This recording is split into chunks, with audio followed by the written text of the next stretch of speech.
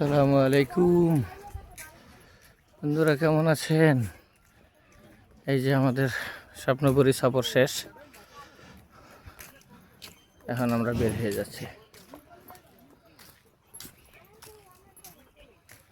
স্বপ্নপুরে বের হয়ে যাচ্ছি। আসলে স্বপ্নপুরী প্রাকৃতিক সৌন্দর্য দিয়ে করা, তো আর্টিফিশিয়াল খুব কম, নাই বললেই চলে।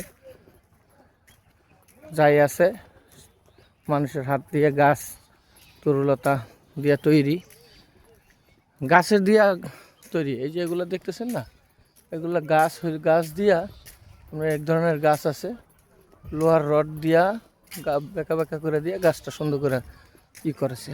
করার একটা বিষয় হলো, এগুলা এগুলো আমার মনে হয় আমাদের দেশের না, এগুলো সবই বাইরের গাছ।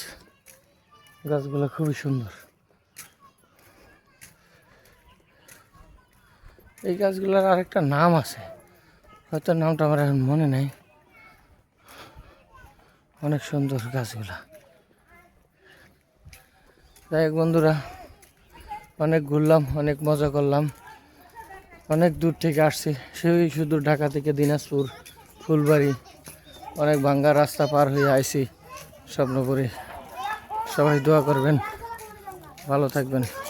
আসসালামু আলাইকুম।